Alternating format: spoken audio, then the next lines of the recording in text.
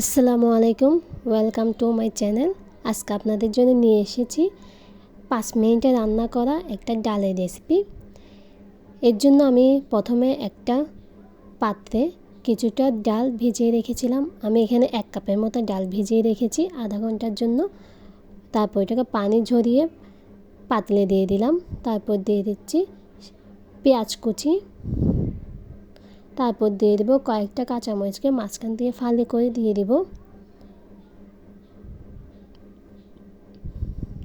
এখন দিচ্ছি হাফ চা চামচের মতো হলুদ গুঁড়া।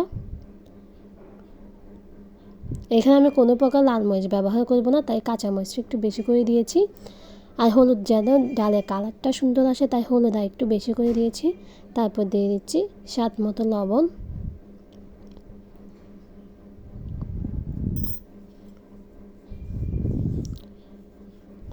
এখন আমি এখানে অ্যাড করে দিব 2 টেবিল চামচের মতো সয়াবিন তেল।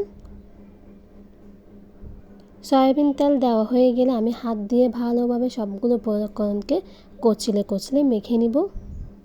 যাদের হাতে একদম সময় কম থাকে ও যারা ব্যাচেলার, তাদের জন্য এই ডাল রেসিপিটা খুবই সহজ একটি রেসিপি। এটা সামান্য এভাবেই মাত্র কয়েকটা উপকরণ দিয়ে এবং খুব সহজভাবে এটা রান্না করা যায়। এতে কোনো প্রকার ঝামেলা করতে হয় না, ফোড়নের দরকার পড়ে না।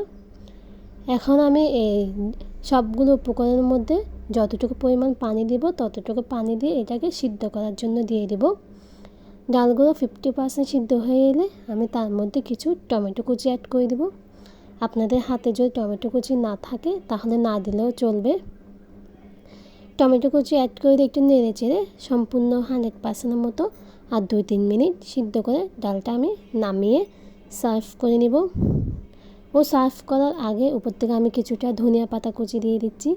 ডালের মধ্যে ধনিয়া পাতা কুচি দেওয়া গেলে খুব সুন্দর একটা ঘ্রাণ আসে। এখন আমি দেখেন ডালটাকে সার্ভ করে নিচ্ছি। দেখুন কতটা ঘন হয়েছে এবং কি সুন্দর একটা কালার এসেছে। এই ডাল রেসিপিটা করতে যেমন সহজ, খেতেও কিন্তু মজা। আশা করি আজকের এই রেসিপিটি ভালো লেগেছে। যদি আপনাদের কাছে আমার আজকের এই সহজ ডালের রেসিপিটি ভালো লেগে থাকে তাহলে প্লিজ আমার চ্যানেলটা সাবস্ক্রাইব করে দিবেন ও পাশে থাকা বেল আইকনে ক্লিক করে নেবেন। আজকের জন্য এখানেই বিদায় নিচ্ছি। ধন্যবাদ সবাইকে।